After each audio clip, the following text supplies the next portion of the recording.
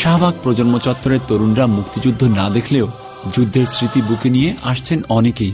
যারা সরাসরি যুদ্ধে অংশ নিতে পারেননি তাদের অনেকেই ৭১-এ যেভাবে মুক্তিযোদ্ধাদের পাশে দাঁড়িয়েছিলেন সেভাবে এসেছেন নতুন প্রজন্মের মুক্তিযোদ্ধাদের পাশে। সকাল, দুপুর কিংবা রাত বাসায় রান্না করা খাবার নিয়ে আসছেন গৃহিণীরা।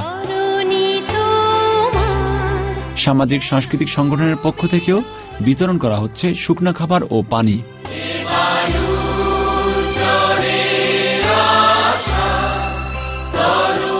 বিশ্ববিদ্যালয়ের শিক্ষার্থীরা আন্দোলনকারীদের খাবার সরবরাহের জন্য গঠন করেছেন তহবিল। আমরা এই খাবারগুলো নিয়ে এসেছি, আসলে পরিমাণের তুলনায় যতটুকু দরকার সে পরিমাণে অনেক নগণ্য হলেও আমরা শুধুমাত্র এখানে একাত্মতা প্রকাশ করা এবং তাদেরকে কিছু খাওয়ানোর ব্যবস্থা করি। বাসা থেকে হয়তো মুড়ি চানাচুর মেখে বস্তায় করে এখানে দিচ্ছে, কেউ হচ্ছে বাসা থেকে হয়তো নাড়ু মোয়া এগুলো তৈরি করে নিয়ে আসছে এখানে দিচ্ছে। এখানে কেউ আরেকজনকে বঞ্চিত করে খাবে এই মানসিকতা নাই। সুষ্ঠুভাবে খাবার সংগ্রহ ও বিতরণের জন্য প্রজন্ম চত্বরের পাশে খোলা হয়েছে ফুড ক্যাম্প। রাত দিন স্বেচ্ছাসেবকরা কাজ করছেন সেখানে। এখানে এন্ট্রি করে নিতে হয়, তারপর সেটা এখানে জমা রাখা হয়, জমা রাখার পরে আমরা এটা ডিস্ট্রিবিউশন করে দিই। সরকারি বেসরকারি মেডিকেল কলেজের শিক্ষার্থীরা চালু করেছেন ফ্রি মেডিকেল ক্যাম্প। ২৪ ঘন্টা দেওয়া হচ্ছে চিকিৎসা সেবা। বিভিন্ন ক্লিনিকের পক্ষ থেকেও আছেন চিকিৎসকরা, তৈরি আছে অ্যাম্বুলেন্সও। যে কেউ যে কোনো সময় অসুস্থ হয়ে যেতে পারে, এই জন্য যাতে আন্দোলনটা বন্ধ না হয়, মানুষজন যাতে অসুস্থ না হয়, এই জন্য আর কি তাদেরকে সাপোর্ট দেওয়ার জন্য আমরা এই জিনিসটা অ্যারেঞ্জ করেছি।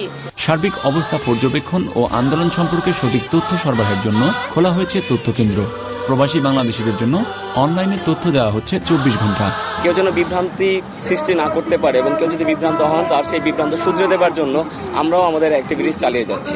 সারা বিশ্বের মানুষের কাছে শাহবাগ প্রজন্ম চত্বরের গণজাগরণের খবর অনলাইনে ২৪ ঘন্টা সরাসরি পৌঁছে দেওয়ার ব্যবস্থা করেছে channel I.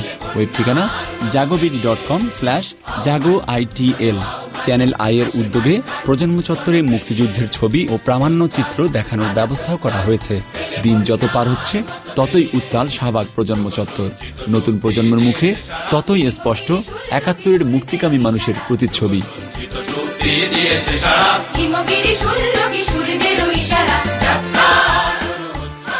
Shamsuddoha Panna, channel I, Dhaka.